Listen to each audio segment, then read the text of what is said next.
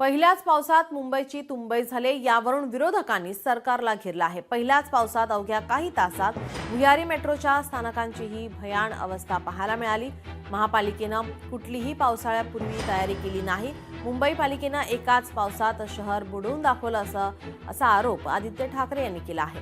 हर्षवर्धन सपकाळ आणि वर्षा गायकवाड यांनीही सरकारला घेरलंय। त्यामुळे आता विरोधक आणि सत्ताधाऱ्यांमध्ये जुंपलेली पाहायला मिळते। मुंबईची मान्सूनची तयारी काय होती की आपल्याला दिसते। रस्ते आम्ही कधीपासून सांगतोय की आता क्लोजिंग स्टेजला आणा। एकतर जे एशनशीनी सांगितलं होतं खोटारडेपणा त्यांचा लोकांसमोर आला। ग्रीन कार्पेट घालून नाले सफाईची पाहणी असेल, इकडे असेल तिकडे असेल, कुठच्या कॉन्ट्रॅक्टरला पेनल्टी लावली आहे तुम्ही, कोणाकडून दंड आकारलेला आहे, कोणाला ब्लॅकलिस्ट केलेलं आहे। कारण खड्डेमुक्त तर झाले नाही, पण तुमच्या खिशातले खड्डे भरून काढलेले आहेत। मी भाजपला असेल किंवा एशनशीना सांगेन की जरा राजकारण फोडाफोडीचं बंद करा आणि मुंबई असेल, पुणे असेल, ठाणे असेल, इथे लक्ष द्या। कारण मुंबईकरांचे असेल किंवा महाराष्ट्रभरात सगळ्याच शहरांचे हाल झालेले आहेत। पहिल्याच पावसात मुंबई तुंबली आणि भ्रष्टाचार तरंगायला लागला।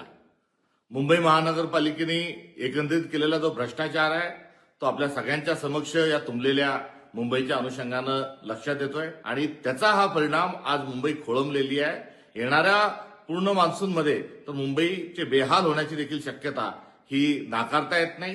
तर दुसरीकडे जे विमानतळ आहेत ते गळायला लागलेली आहेत, तिसरीकडे शेतकरी हवाल दिलाय। एकंदरीत महाराष्ट्रावर हे आसमानी आणि सुलतानी संकट मोठ्या प्रमाणात आलेलं आहे। मला या ठिकाणी सांगायला पाहिजे की आम्ही मान्सूनपूर्व तयारी संदर्भात विविध प्रश्न त्या ठिकाणी उपस्थित केले। रस्त्याच्या कॉन्क्रिटी संदर्भामध्ये भ्रष्टाचाराबद्दल सातत्याने आम्ही बोलत आहोत। आज ही जबाबदारी जी आहे ते मुंबई महानगरपालिकेला घ्यावीच लागेल। सातत्याने 3 वर्ष मुंबई महानगरपालिकेमध्ये कुठल्याही तऱ्हेचे लोकप्रतिनिधी नाहीयेत आणि त्यामुळे आज आयुक्त असतील, राज्य सरकार आहे, हे त्याला जबाबदार आहे, हे या ठिकाणी आम्हाला सांगावं लागेल। आणि या पूर्ण प्रकरणाची नाले सफाईची आणि रस्त्याच्या संदर्भामधली चौकशी एसीबीच्या माध्यमातून करावी। आज मुंबईकरांच्या वाताहतीला कोण जबाबदार याचं थेट उत्तर आहे उद्धवजी ठाकरे आणि आदित्यजी ठाकरे। गेल्या 25 वर्षात कट कमिशनचा धंदा, कंत्राटदारांशी कट कमिशन, यामुळे मुंबईची आज हालत झाली आहे।